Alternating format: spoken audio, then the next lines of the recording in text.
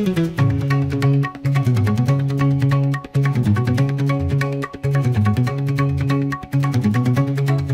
Prasad viewers அனைவருக்கும் வணக்கம்.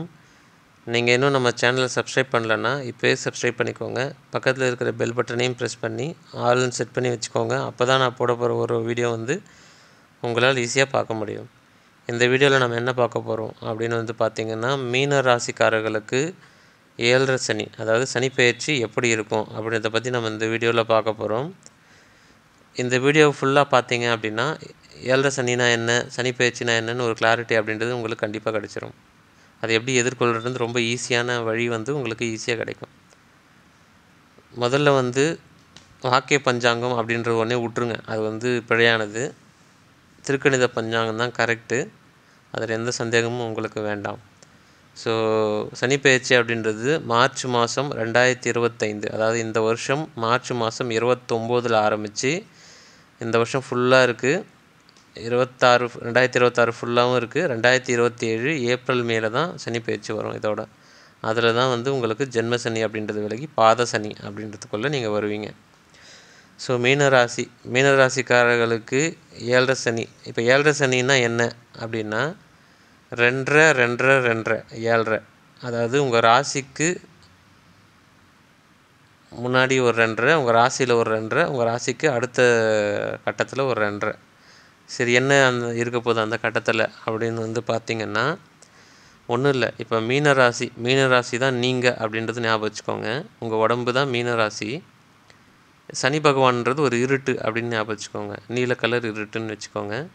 இந்த இருட்டு உங்கள் ராசி உங்களுக்கு பக்கத்தில் இருக்கும்போது விரைய சனியாக இருந்தது. அது ரொம்ப தூரத்தில் இருக்குது. அது இப்போ முடிச்சிருக்கீங்க, ஓகேங்களா? அதுக்கப்புறம் அந்த இருட்டு உங்கள் மேலேயே கவுத்து வைக்க போகுது. அதுதான் இப்போ வரப்போகுது ஜென்ம சனி. அதாவது இருட்டுக்குள்ளேயே தான் நீங்கள் இருக்கிறீங்கன்னு அர்த்தம் அது, ஓகேங்களா? அடுத்த 2.5 வருஷம் அப்படி 2027 ஆரம்பிக்கும். அது உங்களுக்கு பக்கத்தில் வரும் அந்த இருட்டு. ஸோ இதுதான் பாத சனின்னு சொல்கிறோம்.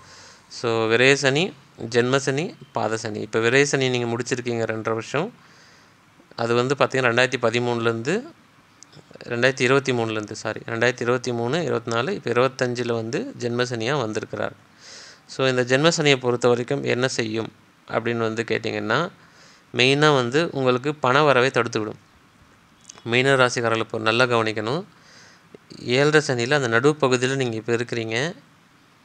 இந்த நேரத்தில் ஜென்ம சனி என்ன நடக்கும் அப்படின்னா 2 பிரச்சனையை நிச்சயமாக செய்யும். ஒன்று, உங்களுக்கு வரக்கூடிய பண வரவை தடுத்து விடும். இப்போ விரைய சனியில் நிறைய பணம் கூட கொடுத்துருக்கோம். சில பேருக்கு மணி ஃப்ளோ இருக்கும், ஆனால் சேர்த்து வைக்க முடியாது, செலவாயிட்டிருக்கும்.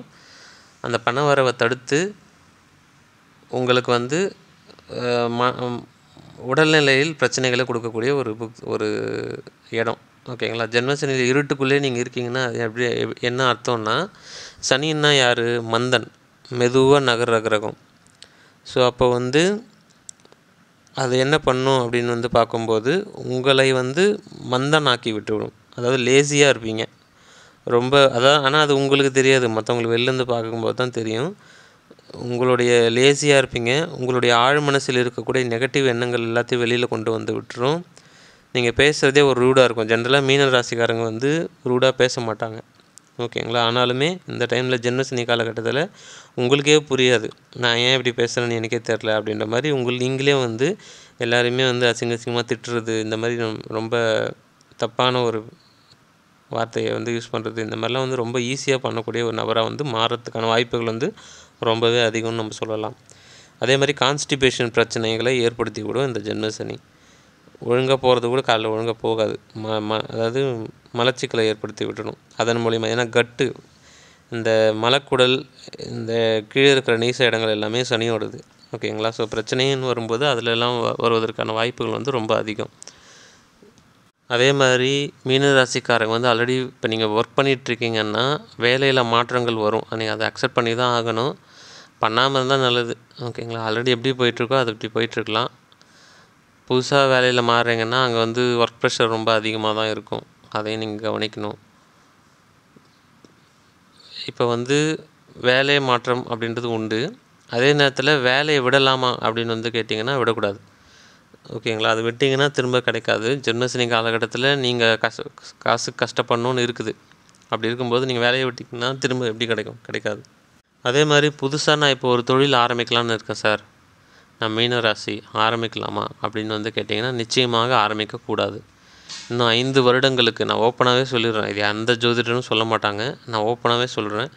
மீன ராசிக்காரர்கள் இன்னும் 5 வருடங்களுக்கு புதுசாக தொழில் ஆரம்பிக்கக்கூடாது. இதுதான் உண்மை. ஓகேங்களா? ஆல்ரெடி நான் பிஸ்னஸ் பண்ணிகிட்ருக்கேன் அப்படின்னா நீங்கள் கண்டினியூ பண்ணலாம். அதுலேயும் எக்ஸ்டெண்ட் பண்ணுறேன், நான் பிஸ்னஸை இன்னும் இன்வெஸ்ட் பண்ணி பெருசு பண்ணுறேன் அப்படிலாம் வந்து பண்ணக்கூடாது. ஆல்ரெடி எப்படி போயிட்டுருக்கோ அதை அப்படியே ரன் பண்ணிக்கிட்டு வர்றது தான் உங்களுக்கு நல்லது. ஆனால் புதுசாக நான் பிஸ்னஸ் ஆரம்பிக்க போகிறேன்னு ஆரம்பிச்சிங்கன்னா கண்டிப்பாக லாஸ் ஆகிறதுக்கான வாய்ப்புகள் ரொம்ப அதிகம். ரொம்ப ஜாக்கிரதையாக இருங்க. அது வந்து அதே மாதிரி பணம் யாரையும் நம்பி கொடுக்காதீங்க. ஜென்ம சனியில் பணம் ஏமாந்து போகிறது ரொம்ப சகஜம். காசே இல்லாதவங்க கூட 5000மாவது ஏமாந்து போயிடும். ஓகேங்களா? ஸோ அப்போ வந்து ஜென்ம சனியில் இந்த வேலைக்காக பணம் கட்டுறது, இல்லை வேறு எதுக்காக இப்போ வெளிநாடு போகிறதுக்காக பணம் கட்டுறது, ஸோ இந்த மாதிரி எதுக்காக பணம் கட்டினீங்கன்னா அது வந்து திரும்ப வராது. ரொம்ப ஜாக்கிரதையாக இருக்கணும். இப்போ வேலையை விட்டு நான் படிக்க போகலாமா சார், மேற்படிப்பு படிக்கலாம் அப்படின்னு வந்து நினச்சிங்கன்னா நீங்கள் தாராளமாக படிக்கலாம், ஒன்றும் தப்பு கிடையாது. ஏன்னா கடுமையான மோசமான டைமில் தான் வந்து படிக்க முடியும், படிக்க போகலாம். ஓகேங்களா? ஆனால் மோசமான டைம்லாம் முடிஞ்சு நல்ல நேரம் வரும்போது நீங்கள் வேலைக்கு தான் போகணும். அப்போ தான் வேலை தேடினா ஈஸியாக கிடைக்கும். பிஸ்னஸ் பண்ணனாலும் பண்ணலாம். அந்த டைமில் நான் படிக்க போகிறேன்னு போகக்கூடாது. ஸோ இந்த டைமில் மோசமான டைமில் நான் வந்து வேறு ஏதாவது டிகிரி பண்ண போகிறேன்னு சொன்னால் போகலாம். அது ஒன்றும் தப்பு கிடையாது. அது உங்களுக்கு சேஃப்டி தான். அதாவது நல்ல ஜாதகர்கள் அதாவது சுய ஜாதகம்னு ஒன்று இருக்குது இல்லையா, அவங்களுக்குலாம் நல்ல தசாபுக்திகள் நடக்குது அப்படின்னா இந்த விஷயங்கள் பண்ணுவாங்க. ஒன்று வெளிநாடு போயிடுவாங்க, அது நல்லது தான். இங்கே இருந்தால் சனி வந்து இன்னும் அதிகமாக அடிக்கும். 2வது படிப்பு சம்மந்தமாக போயிடுவாங்க, அந்த மாதிரி பண்ணுவாங்க. அதே மாதிரி இப்போ மீன ராசிக்காரர்கள் வந்து திருமணம் செய்யலாமா அப்படின்னு வந்து கேட்டிங்கன்னா பண்ணக்கூடாது. இன்னும் வந்து ஒரு 5 வருஷத்துக்கு மீன ராசிக்காரர்கள் திருமணம் செய்யாமல் இருப்பது நல்லது. ஆனால் அது எல்லாராலையும் கேட்க முடியாது இல்லையா? இப்போ பருவ வயசில் இப்போ 25 வயசில் இருக்கிறீங்க, 30 வயசில் இருக்கீங்கன்னா திருமணம் 5 வருஷத்துக்கு திருமணம் பண்ணாங்கன்னா எங்கே பண்ணாமல் இருக்கிறது? ஸோ அப்போ வந்து அவங்கள மட்டும் ரொம்ப ஜாக்கிரதையாக பொருத்தம் பார்த்து திருமணம் பண்ணுங்கள். மேக்ஸிமம் பண்ணாமல் இருக்கிறது நல்லது. இப்போ 20 வயசில் 22 வயசுலலாம் இருக்கீங்கன்னா ஒரு 5 வருஷத்துக்கு பண்ணாதீங்க, அதுதான் நல்லது உங்களுக்கு. அதேமாரி இப்போ நான் பண்ணுவேன் அப்படின்னா நிச்சயமாக ஒரு சில ராசிகள் சொல்கிறேன், அந்த ராசிகளை பண்ணாதீங்க. இப்போ நீங்கள் மீன ராசியாக இருக்கிறீங்க அப்படின்னா சிம்ம ராசி, துலாம் ராசி, கும்பராசி, இந்த 3 ராசிக்காரர்களையும் நீங்கள் திருமணம் செய்யக்கூடாது. இந்த 3 ராசிக்காரர்களால் தான் உங்களுக்கு தொந்தரவே வரும்.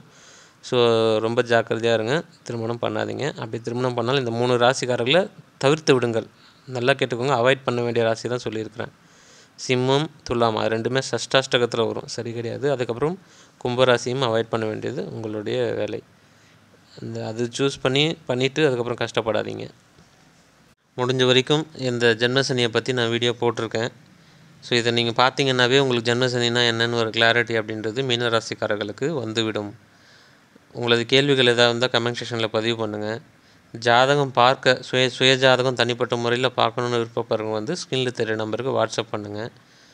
சப்ஸ்கிரைப் பண்ணாமல் பார்க்குற நண்பர்கள் சப்ஸ்கிரைப் பண்ணிக்கோங்க. இந்த வீடியோ வந்து உங்களுடைய நண்பர்கள் அனைவருக்கும் ஷேர் பண்ணுங்கள். நன்றி.